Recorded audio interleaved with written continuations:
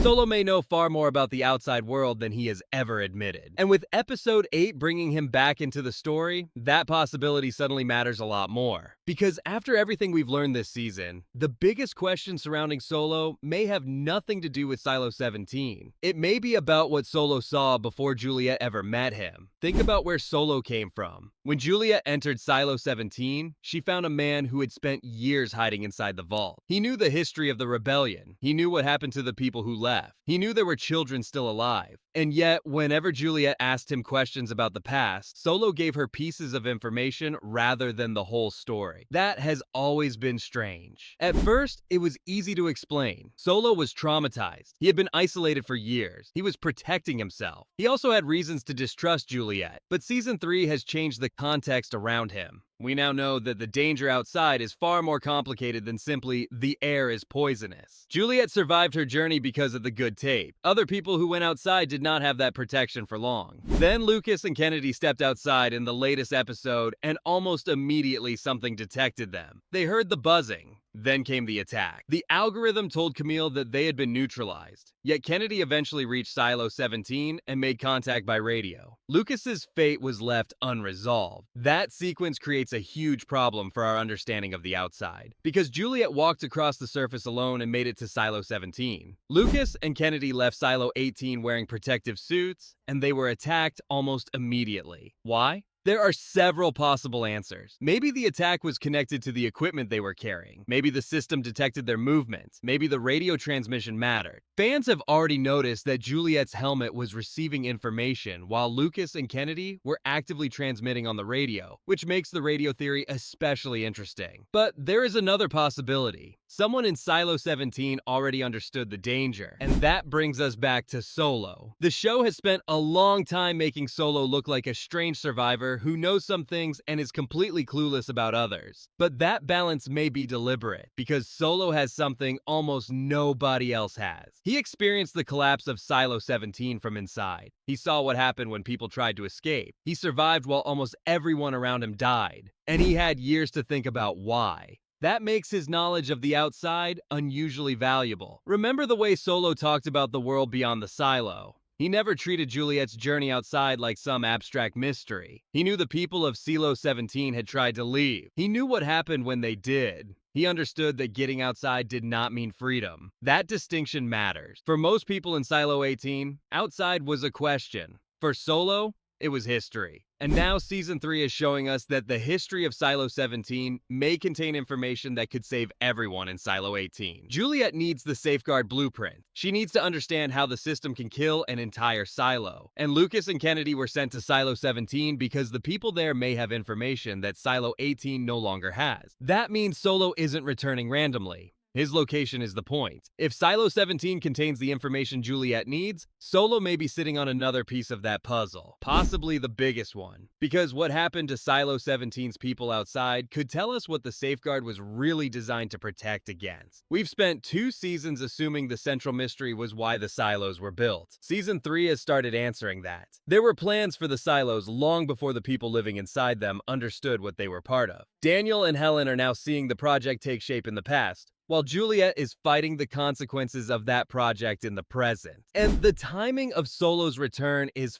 fascinating. The very same week that Lukas and Kennedy finally experienced the outside for themselves, the story brings our original outside survivor back into focus. That feels deliberate, because Lukas has just learned something Solo already knew. The outside isn't simply an empty place waiting for humanity to reclaim it. Something happened out there. Something bad enough that the people who built the silos decided humanity had to stay underground. And Solo may have seen the aftermath. There is another detail I keep coming back to. Solo's entire identity is built around isolation. He called himself Solo because that was effectively what he believed himself to be. He spent years behind a locked door while the rest of Silo 17 died. But now we know he wasn't completely alone. There were children. There were survivors. There were people who knew more about what happened than Solo initially admitted. That means his version of Silo 17's history has always been incomplete. And that gives the writers an extremely useful character. Solo can reveal information that Juliette couldn't possibly have discovered from Silo 18. He can tell her what the survivors experienced. He can explain what happened when people went outside. And potentially, he can connect those events to the strange threat that Lukas and Kennedy just encountered. That last connection is where this theory gets much more interesting, because episode 8 is called Grey Goo. That title strongly suggests that the show is finally going to explain what caused the outside world to become so dangerous. The season has already shown us the strange threat surrounding the old world,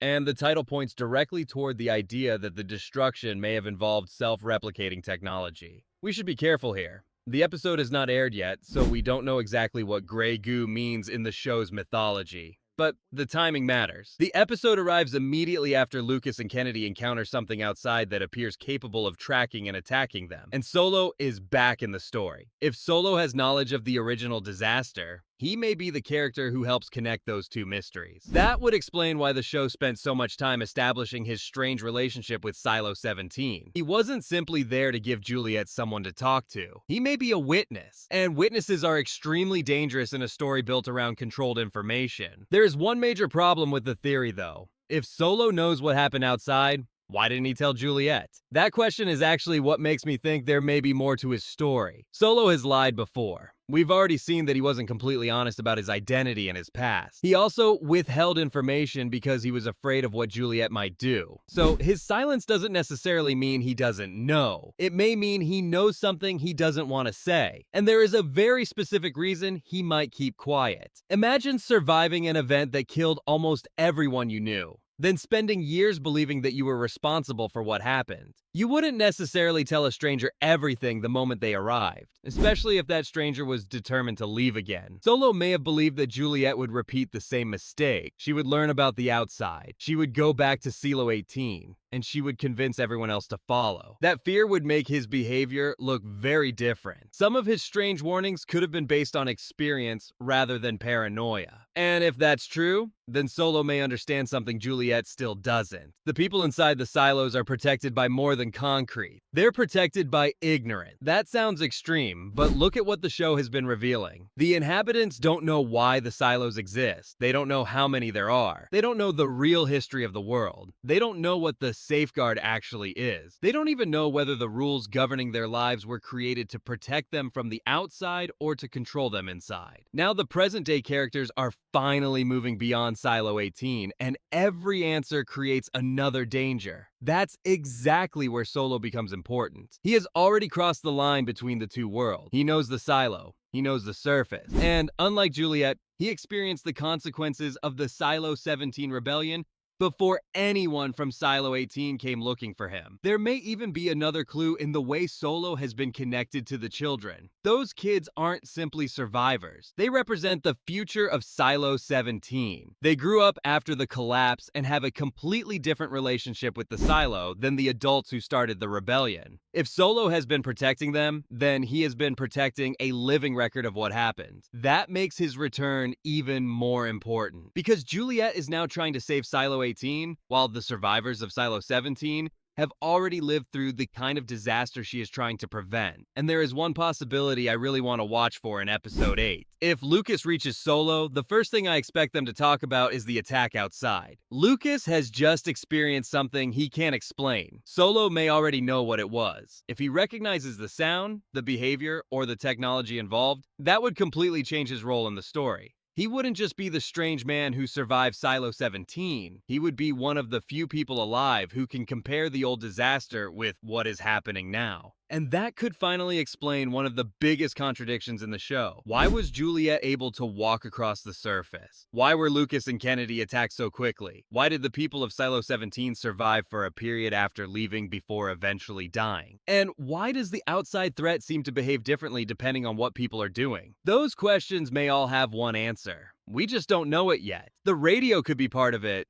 The suits could be part of it. The safeguard could be part of it. And the strange technology responsible for the destruction of the old world could be the missing link. Solo may have information about all of this because he lived through the aftermath. There's also a larger reason I think the writers are bringing him back now. Season 3 has been moving the story away from the mystery of one silo. The past timeline is showing us how the project began. The present timeline is showing us what that project became. Episode 7 even gave us a much wider view of the silo network, revealing just how enormous the project was. The story is finally connecting the beginning to the consequences. Solo sits directly in the middle of that connection. He belongs to the generation that inherited the ruins. Juliette belongs to the generation that is finally questioning them. And Daniel and Helen belong to the generation that may have watched the whole system being created. Those three perspectives could eventually give us the full story. But Solo's perspective is the one we haven't completely heard yet. That's why his return matters. If episode 8 gives us even a small piece of his knowledge about the outside, it could change how we interpret almost everything we've seen in Silo 17. And I think the most important thing to watch is whether Solo reacts to Lucas's story with surprise. If he does, then we're probably dealing with a new threat. If he doesn't,